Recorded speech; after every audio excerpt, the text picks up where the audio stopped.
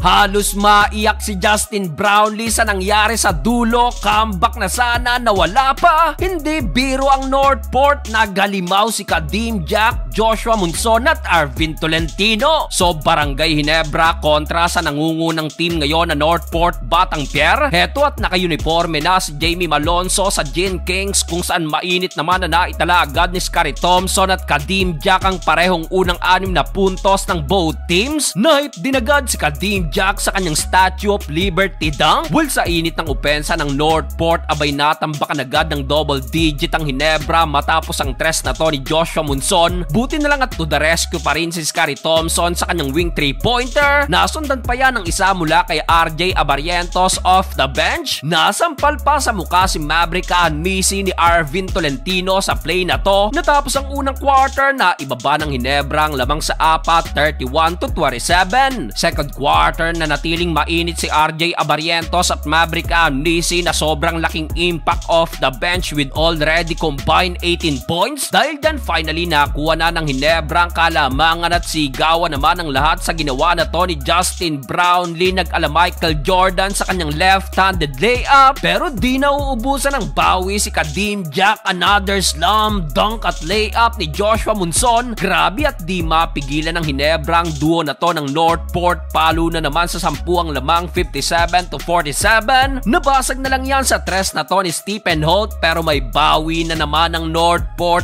Back-to-back 3-pointer mula naman kay Arvin Tolentino. Natapos ang first half, abante pa rin ng 9 points ang Batang Pier, 58-67. Start of the third quarter, mid-range J ni Kadeem Jack, burado ng layup ni Justin Brownlee. Troy Rosario naman lumipad sa kanyang putback, baba na lang sa 4 ang lamang, 69-65. Pero Kadeem Jack may sagot na naman, reverse slam dunk kontra kay Japet. Napa-flex at may pa-stare down at trash talk pan pabaw ng import ang Batang Pier. Bukod kay Kadeem Jack, napa-take over pa si Joshua Monson at Arvin Tolentino. Grabe tong 3-headed monster ng Northport at under 3 minutes na magapa ng todo ang lamang sa 18 points. Buti kahit papano napa-step up na naman ang second unit ng Ginebra sa dulo sa panguna pa rin ni RJ Abarientos na pinalipad ang depensa ni Kadeem Jack sa kanyang Pinoy step. Natapos ang third period, babayan sa 11 points, 87-98. Fourth and final quarter, heto na Rafael Kum, mainit na pinanguna ng 10 tuturan ng Ginebra sa kanyang back-to-back 3-pointer. Under 8 minutes, 3 na lang ang lamang ng Northport Batang Pier. Matapos yan, heto't napa-flex na si Scottie Thompson sa sumunod na nangyari. Troy Rosario, putback slam dunk lamang ng Barangay Ginebra. Kaso may sagot na naman ng Northport, back-to-back 3-pointer ni William Navarro at Arvin Tolentino. Hype na hype pa si William Navarro sa kanyang end 1 na nasundan pa ng another 3-pointer ni Arvin Tolentino. Kaso under 2 minutes, graduate ang inabot ni Arvin pero abante pa rin naman ng 9 points ang Northport, 114-105. Wala ng isang minuto, abay nangalampag pa ang Ginebra at naibaba pa yan sa 3,